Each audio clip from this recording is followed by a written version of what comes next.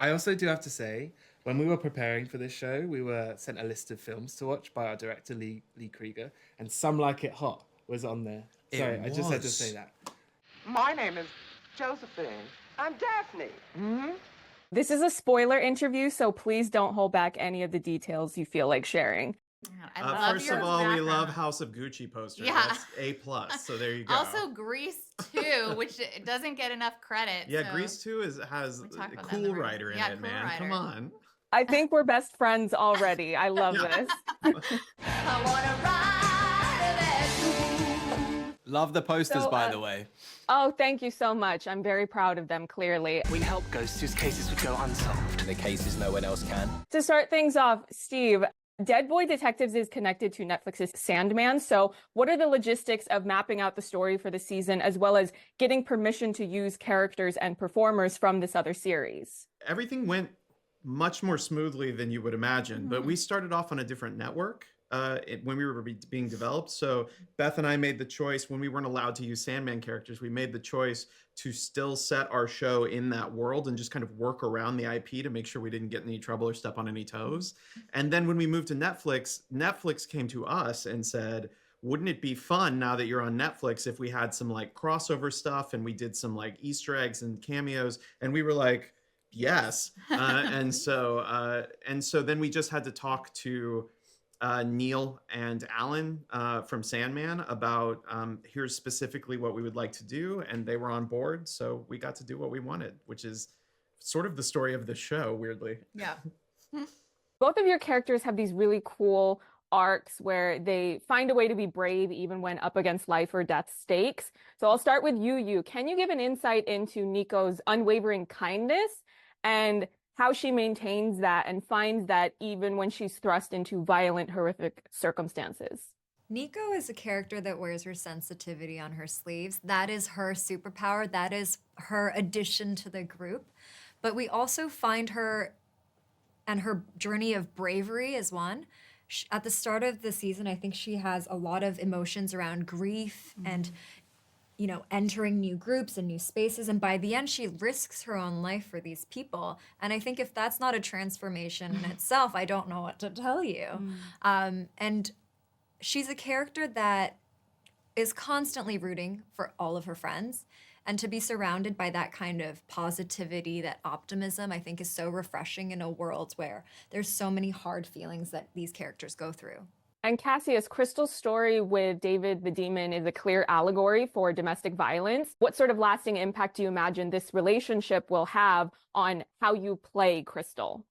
I think it approaches that idea of domestic violence in a really interesting way, because it shows just how even when that relationship has ended, the sort of ripple effect of that can still haunt that person even after the relationship has finished, and sort of how it affects her trust with people and letting people in and feeling safe even within herself, and the embarrassment I think she feels to have to say the part that she played in allowing it to happen and letting herself down. So I think moving forward with Crystal's character, I think there's still a lot she has to work through in forgiving herself for allowing that to happen, and it's not her fault. And I think there's that, I think, runs through a lot of the experiences Crystal has, as this underlying thing of blame or shame that she sort of internalizes towards herself.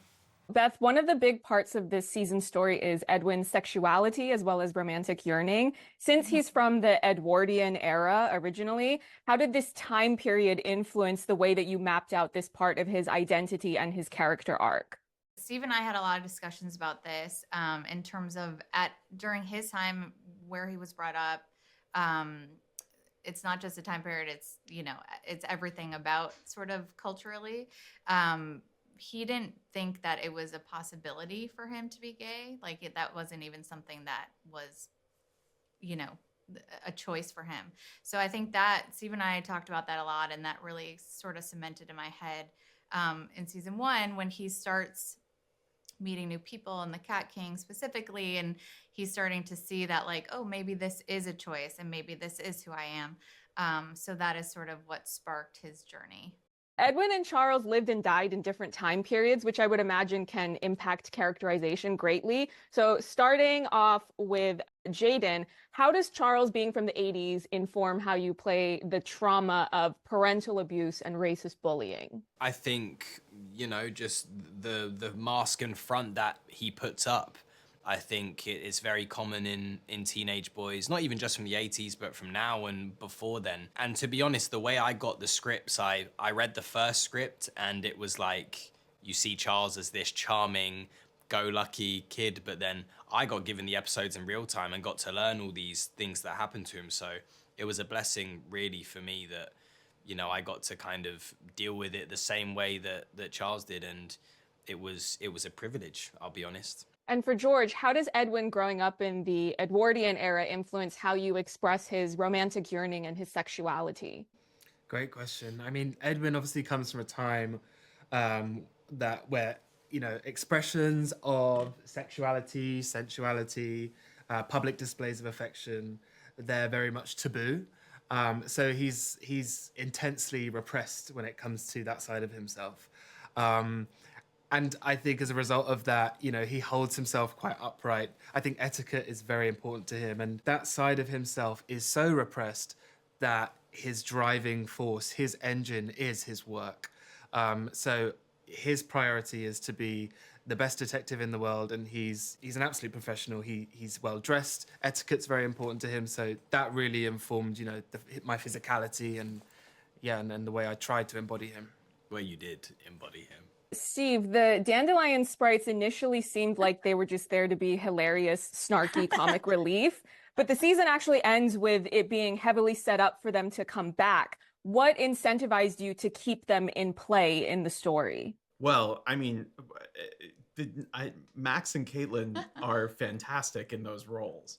But we sort of wanted them to sort of a Waldorf and Statler in The Muppet Show, the two old guys in the opera box who kind of comment on all the action and make fun of everybody.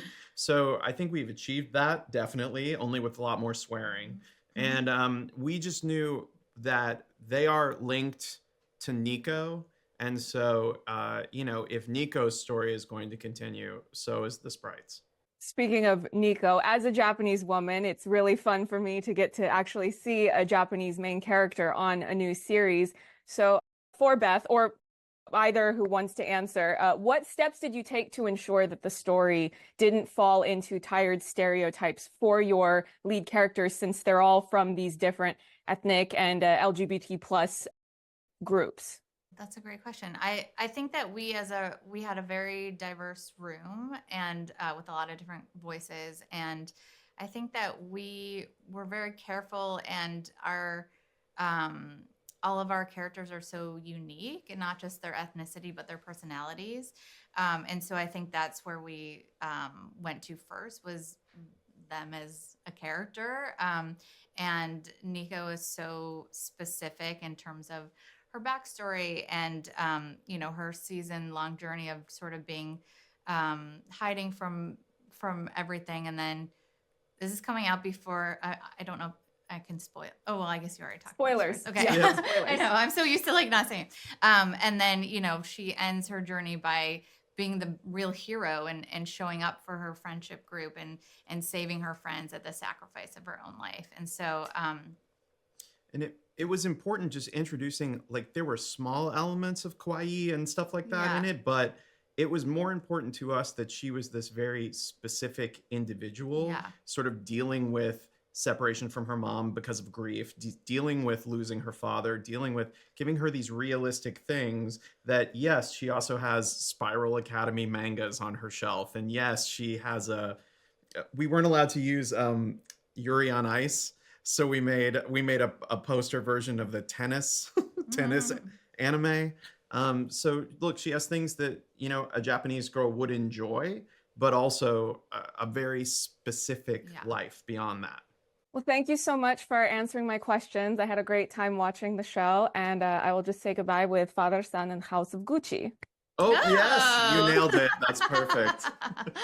It was a pleasure. Thank you. Thank you. As a Japanese woman, I would love to know, Yuyu, what collaborative feedback did you contribute to make Niko a three-dimensional, culturally accurate Japanese character and not a stereotype? It's an important question and one I very much had with Steve openly. It was welcomed with open arms because these questions are important and they matter. I think on paper, when I first learned about Niko's look, right, I think there were elements of it where she's already really larger than life. And so for a sense, her fashion was so like Harajuku style decora. And like that is fun, but I also didn't want that to overshadow the person that she is. So we had a conversation, we toned it down, where she can still really play in that world and her look can still exist. But I wanted it to be grounded and truthful and also a part of her and a part of me collided in that look. And, you know, her love of anime and all of her background and who she is tells us about, I think, her want and need for her friends to be happy and her want and need to connect. You know, she lives in her own fantasy, and getting to be a part of their fantasy, I think, is one where, I don't know what the word is, like collision, they form together, they collide. Okay, yeah. Do you know what I mean? Yeah, I do.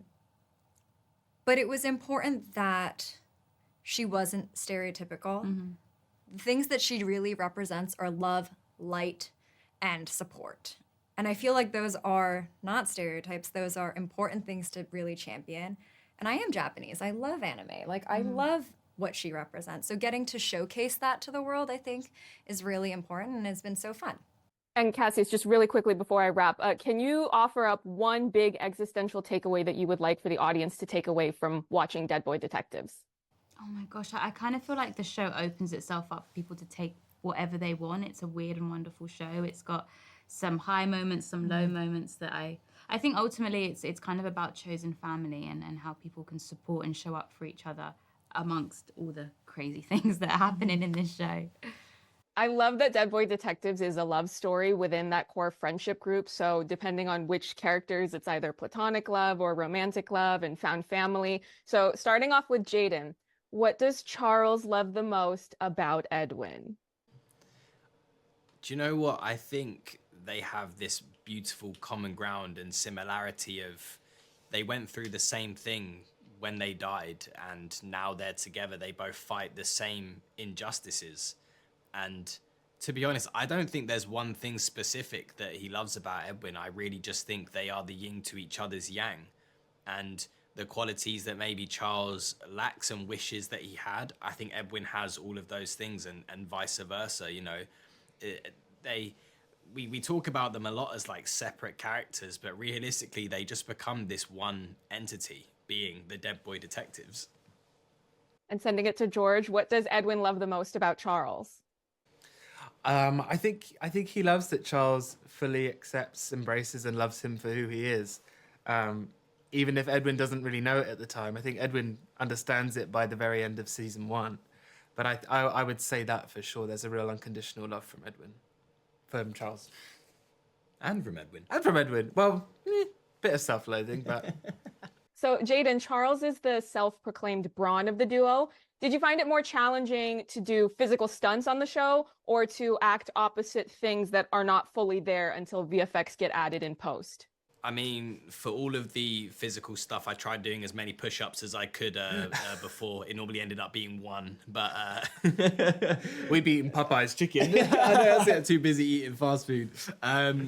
No, but I tell you what, acting opposite, you know, tennis balls and pink X's on screens and broadening your imagination to all these wonderful, fantastical things that happen in our show was so cool. I mean, as actors, we feel blessed just to have lines and have a script and stand there having a conversation, and we got to imagine floating squids and talking cats and giant mushrooms and everything else. So yeah.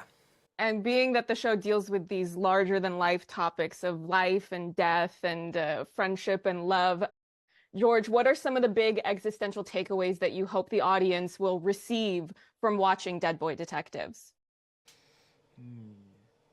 I mean, I think what's great about our show, and I think this is Steve, Beth, and the creative team really honoring Neil Gaiman's legacy. You know, our show attaches notions of care, adventure, and comfort to, as you say, very heavy themes such as death and pain and abuse. And I think that probably could leave audiences thinking. I remember when I watched the Sandman episode 6, for example, and there's the character of Death, and she goes to collect people and speaks so gently and you know, holds out her hand. And I'd never considered that death could be used as a metaphor like that, and it really, really affected me, and it's something I still think of as well. So I hope people, you know, death is a universal experience. It's whether we like it or not, it's unfortunately coming for us all. And if we can, you know, inject some adventure into proceedings, why not? And the best thing about our show is we're dead and we can't be dead again. Yeah. So it's great. I also do have to say, when we were preparing for this show, we were sent a list of films to watch by our director, Lee Krieger, and Some Like It Hot was on there. Sorry, I just had to say that. Yeah. So I would say so much more about that, but they've told me to wrap. But I just had to get it in. I love it. Thank you so much for your time, and thank you for putting forth such a beautiful love story in an all-encompassing way. Thank you for having thank us. you. Come on, having a psychic is paying off. She is absolutely not joining the agency. You know, I can totally hear you guys.